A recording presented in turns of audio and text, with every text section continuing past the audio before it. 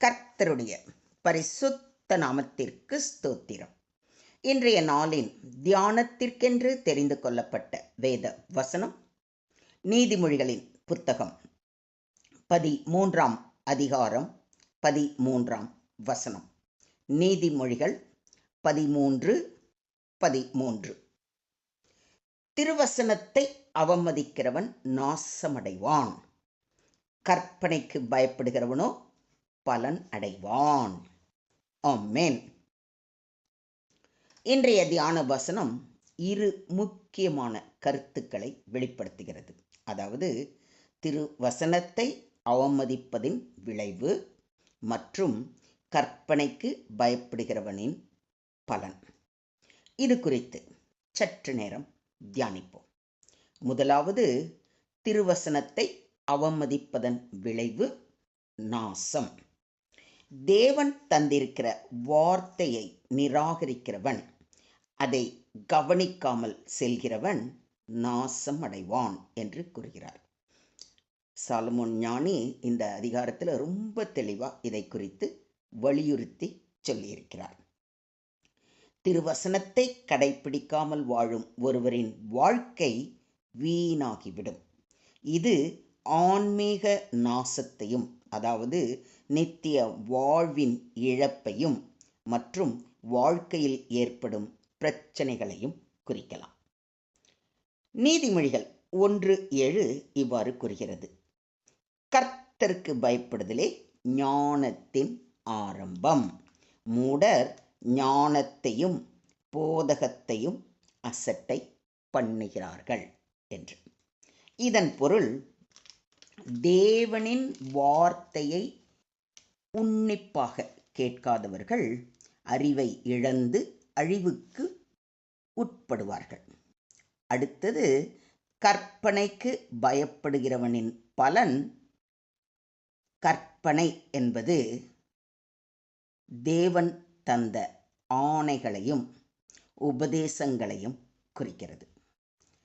அதற்கு பயப்படுகிறவனே, அதாவது ஆண்டவரது உபதேசங்களையும் ஆணைகளையும் கவனமாக ஏற்றுக்கொண்டு அதன்படி நடக்கிறவனே பலன் அடைவான் என்று கூறப்படுகிறது. இது வாழ்க்கையில் சந்தோஷத்தையும் தேவனின் ஆசீர்வாதங்களையும் நித்திய வாழ்வையும் அடையும் என்பதை குறிக்கிறது. கர்த்தருக்கு பயப்படுதல் ஆயுசு நாட்களை பெருக பண்ணும், துன்மார்க்கருடைய வருஷங்களோ குறுகி போம் என்று நீதிமொழிகள் 10:27 வாசிக்கிறோம். இதன் பொருள், தேவனுடைய வார்த்தைக்கு அஞ்சி அதன்படி நடக்கிறவர்களுக்கு நீண்ட ஆயுளும் நல்ல வாழ்வும் கிடைக்கும். நான் உமக்கு விரோதமாக பாவம் செய்யாதபடிக்கு உமது வாக்கை என் இருதயத்தில் வைத்தேன் என்று சங்கீதக்காரன் சொல்வதை கவனியுங்கள். இது சங்கீதம் 119:11.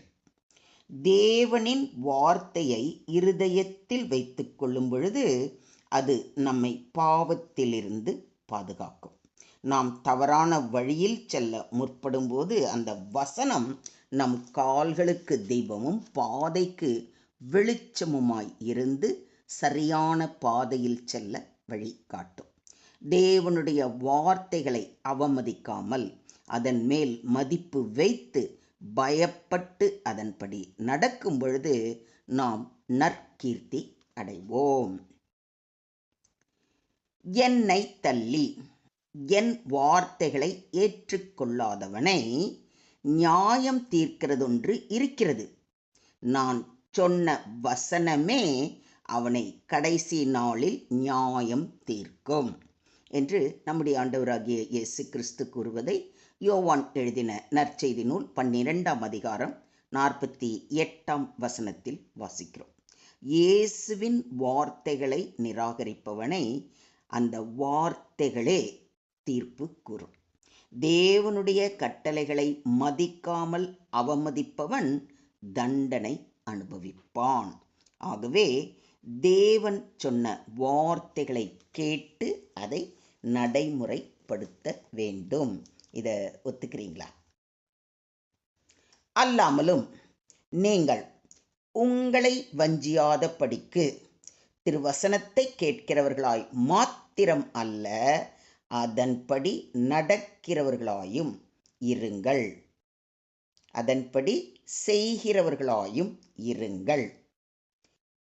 எண்ணத்தினாலெனில் ஒருவன் திருவசனத்தை கேட்டும் அதன்படி செய்யாதவனானால் கண்ணாடியிலே தன் சுபாவ முகத்தை பார்க்கிற மனுஷனுக்கு ஒப்பாய் இருப்பான். அவன் தன்னைத்தானே பார்த்து அவ்விடம் விட்டு போனவுடனே தன் சாயல் இன்னதென்று மறந்து விடுவான் என்று அப்போஸ்தலனாகிய யாக்கோபு தனது நிருபத்தின் 1ஆம் அதிகாரத்தில் மிக தெளிவாக கூறுகிறார். தேவனுடைய வார்த்தையை கேட்டு மட்டும் அப்படியே கேட்கறதோட விட்டு விடாமல் அதன்படி நடக்க வேண்டும், அதன்படி செய்ய வேண்டும். இங்கே தான் அழுத்தம் திருத்தமாக சொல்லப்பட்டிருக்கு. நான் டெய்லி ஆண்டவருடைய வார்த்தையை வாசிக்கிறேன், ரைட், ஒத்துக்கிறேன். ஆனால் அந்த வார்த்தை என்ன சொல்லுதோ அதன்படி நாம் நடக்கிறோமா? அதுதான் நமக்குள்ளார கேட்கப்பட வேண்டிய மிகப்பெரிய கேள்வி. டெய்லி நான் பைபிள் வாசிப்பேன்பா, ஒரு நாள் தவறாமல் டெய்லி நான் பைபிளை வாசிச்சுட்டு தான் போவேன், ரைட். ஆனால் அந்த பைபிளில் என்ன சொல்லியிருக்கு, அந்த வார்த்தை உங்களுக்கு என்ன சொல்லுது, அதை கேட்டு அதன்படி நாம் நடக்கிறோமா? அதுதான் இன்றைக்கி ரொம்ப ரொம்ப தெளிவாக நாம் புரிந்து கொண்டு நம்முடைய வாழ்க்கையிலே அப்படி எதுவும் இதுவரைக்கும் செய்யாதிருந்தால் அதை நாம் செய்ய வேண்டும் அப்படிங்கிறது தான் இன்றைய தியான வசனம் மூலம் தேவன் நம்மோடு பேசும் வார்த்தை. அதாவது தேவனுடைய வார்த்தையை கேட்டு மட்டும் விட்டு விடாமல் அதன்படி நடக்க வேண்டும். செயலில் மாற்றம் இல்லை எனில் அது வஞ்சக வாழ்க்கையாகி விடும்.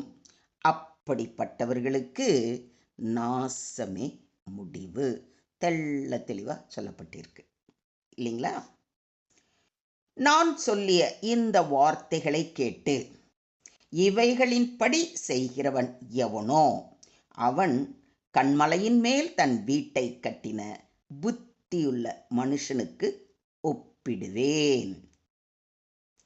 பெருமழை சொரிந்து பெரு வெள்ளம் வந்து காற்று அடித்து அந்த வீட்டின் மேல் மோதியும் அது விழவில்லை, ஏனென்றால் அது கன்மலையின் மேல் அஸ்திபாரம் போடப்பட்டிருந்தது. நான் சொல்லிய இந்த வார்த்தைகளை கேட்டு இவைகளின்படி செய்யாதிருக்கிறவன் எவனோ அவன் தன் வீட்டை மணலின் மேல் கட்டின புத்தியில்லாத மனுஷனுக்கு ஒப்பிடப்படுவான். பெருமழை சொரிந்து பெரு வெள்ளம் வந்து காற்று அடித்து அந்த வீட்டின் மேல் மோதினபோது அது விழுந்து முழுவதும் அழிந்தது என்று நம்முடைய ஆண்டவராகிய இயேசு கிறிஸ்து கூறுவதை மத்தேயு எழுதின நற்செய்தி நூல் 7ஆம் அதிகாரத்தில் வாசிக்கிறோம். தேவனுடைய வார்த்தையை நம்பி நடப்பவர்கள் உறுதியாக நிற்பார்கள். ஆனால் தேவனுடைய வார்த்தையை அலட்சியப்படுத்தி அவமதிப்பவர்கள் வீணாக வீழ்ந்து விடுவார்கள். மொத்தத்தில் இன்றைய தியான வசனம் மூலம் நாம் கற்றுக்கொள்ளும் பாடம், தேவனின் வார்த்தையை அவமதித்து விடக்கூடாது. அது வாழ்க்கையின் அடிப்படை. அதை மதிக்கிறவன் ஆசீர்வதிக்கப்படுவான், அவமதிக்கிறவன் அழிவுக்கு உட்படுவான். தேவனுடைய வார்த்தையை மரியாதையுடன் ஏற்றுக்கொள்வோமாக. உம்முடைய வசனம் என் கால்களுக்கு தீபமும் என் பாதைக்கு வெளிச்சமுமாய் இருக்கிறது என்ற பரிபூரண விசுவாசத்துடன் அனுதினமும் தேவன் பாதம் அமர்ந்து அவரது வார்த்தைகளை வாசித்து நேசித்து தியானித்து அதன்படி நடப்போம். நீங்கள் என் கட்டளைகளின்படி நடந்து என் கற்பனைகளை கைக்கொண்டு அவைகளின்படி செய்தால் நான் ஏற்ற காலத்தில் உங்களுக்கு மழை பெய்ய பண்ணுவேன். பூமி தன் பலனையும் வெளியிலுள்ள மரங்கள் தன் கனியையும் கொடுக்கும் என்ற தேவனின் வாக்கு தத்தத்தின்படி நம்மை அபரிமிதமாக ஆசிர்வதித்து வழி நடத்துவாராக. தேவனுக்கே மகிமை உண்டாவதாக. ஆமேன், ஆமேன், ஆமென்.